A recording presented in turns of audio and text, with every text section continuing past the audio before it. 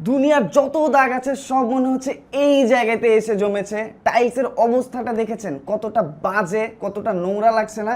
দেখেই কেমন কেমন লাগছে, বমি লাগছে। এটা কিন্তু জীবনেও ক্লিন হয় নাই। এবং স্টিলের যে ফিটিংসগুলো আছে আর কিচেনের যে তেল কাস্টে, কিচেনের অবস্থা তো মারাত্মক, তেল কাস্টে একদম ভরপুর। তো এই জায়গাগুলো যদি কোনো ক্লিনার ক্লিন করতে পারে তাকে তো ভাই নোবেল দেওয়া উচিত। তো যাই হোক, আজকে আমরা একটা ক্লিনিং প্যাকেজ ট্রাই করব এবং এই প্যাকেজের প্রথম প্রোডাক্টই হচ্ছে এই যে টাইলস ক্লিনার। তো টাইলসের যেসব জায়গায় খুব বেশি পরিমাণে অনেক কড়া দাগ, নোংরা এবং ময়লা ছিল, সেখানে কিন্তু তাদের ইনস্ট্রাকশন অনুযায়ী আমরা সরাসরি ক্লিনারটা ইউজ করলাম এবং যেসব জায়গায় অল্প দাগ ছিল সেসব জায়গায় কিন্তু পানির সাথে মিশিয়ে আমরা ইউজ করে, যেহেতু অনেক দিনের পুরনো দাগ ছিল সেক্ষেত্রে আমরা 5 মিনিট ওয়েট করার পর যখন ব্রাশ দিয়ে ঘষা দিলাম, ও মা, এটার পরের রেজাল্ট দেখে তো আমি পুরাই অবাক। আসলেই তো দেখি ক্লিন হচ্ছে, কিন্তু কিছু কিছু জায়গায় দেখলাম যে দাগগুলো ক্লিন হচ্ছে না। পরে ভালো মতো দেখলাম যে এখানে সিমেন্ট পরে জমে একদম শক্ত হয়ে আছে।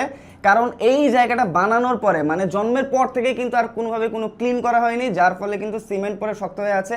ভাই এইটা তো যাবে না কোনোভাবেই। কিন্তু যেসব দাগ ময়লা ছিল, কড়া দাগ, হালকা দাগ, সব কিন্তু একদম ক্লিন হয়ে গেছে। তাহলে এই ভাই কিন্তু পাস। এবং মোজাইক টাইলস কমর তো ক্লিন করেছি, কিন্তু প্লাস্টিক এবং স্টিলের যে ফিটিংসগুলো আছে এগুলোর অবস্থা তো ভাই বেগতিক। তো এই প্যাকেজেই থাকা এই doctor SRV tap cleaner plus shiner দিয়ে কিন্তু আমরা এই ট্যাপগুলোকে ক্লিন করা ট্রাই করলাম। এবং এই স্টিলের ট্যাপের উপরে পানির সাদা ছোপ দাগ, জংয়ের দাগ, আয়রনের দাগ এবং মরিচার দাগ পরে কিন্তু অবস্থা একেবারেই বাজে। কোনোভাবে কিন্তু ইউজ করার মতো কন্ডিশনে ট্যাপগুলো নেই।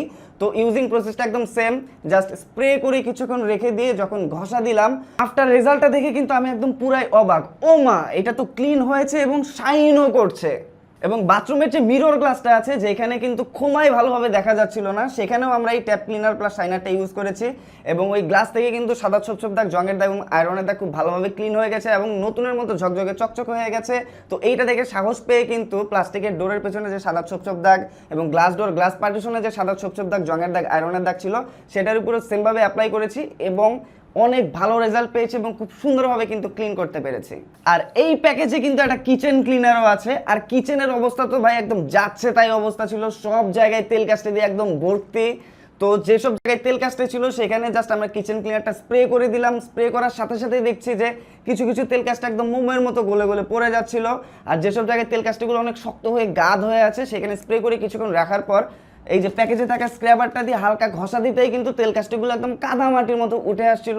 তো যাই হোক, এই সেম নিয়মে কিন্তু পুরো কিচেনের তেল কাস্টেগুলো আমরা ক্লিন করেছি। চুলার আশেপাশের তেল কাস্টে, দেয়ালের তেল কাস্টে, kitchen hood, kitchen exhaust fan, কিচেনের জানালার গ্রিলের তেল কাস্টে, সবকিছু কিন্তু খুব সুন্দরভাবে এই ক্লিনারটা ক্লিন করতে পেরেছে। তো সব শেষে কিন্তু এইটা বুঝতে পারলাম যে এই কিচেন ক্লিনারটা তেল কাস্টের উপরে ভাই মারাত্মক লেভেলের কাজ করে। তো এতক্ষণ ধরে এই নোংরা, বাজে এবং অপরিষ্কার জায়গাগুলো ক্লিন করেছে কে?